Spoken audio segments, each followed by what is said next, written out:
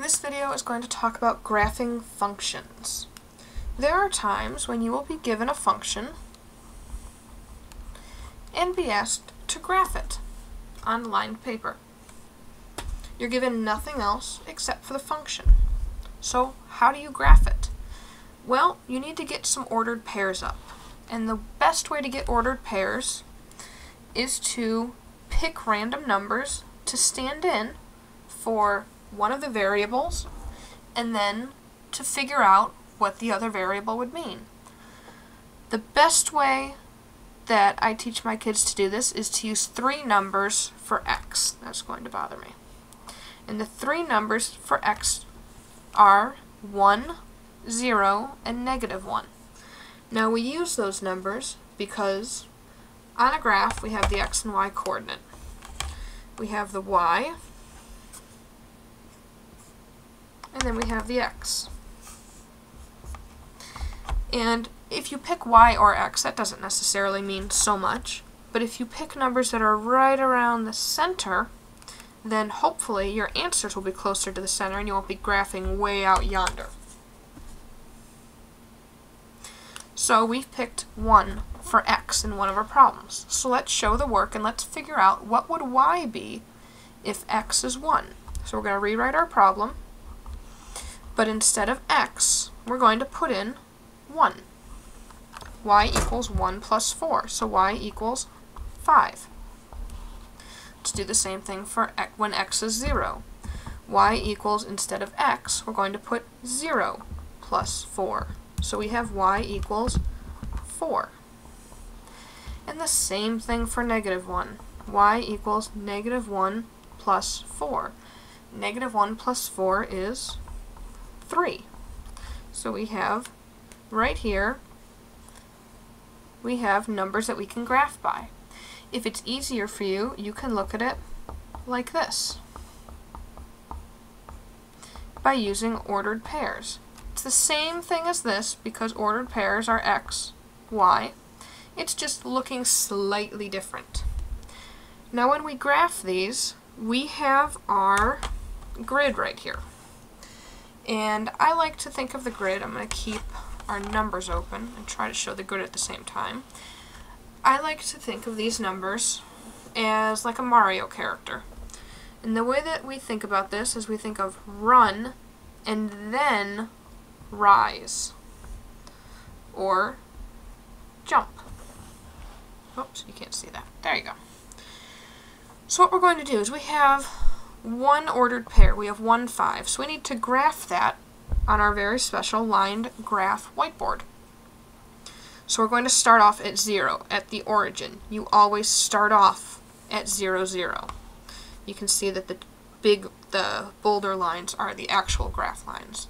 So for 1, 5, we're going to, just like a Mario character or any sort of 2D character would run first and then jump on a two-dimensional screen, we're going to run 1 square, and then we're going to jump 5. We're going to land right there.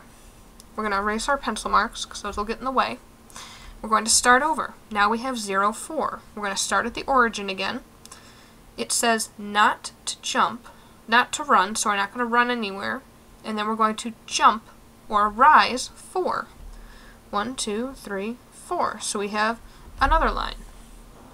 We're going to do the same exact thing with this last one, except this has -1. So instead of running forward like you would in a Mario game, we're going to run backwards 1. And then we're going to jump 3. 1, 2, 3. Now technically you should only need 2 lines to plot a point, but it's pretty easy to see how 2 points sometimes won't get you a straight line. If you haven't seen that before, try watching 6th graders make a line from 2 points. So we use 3 points.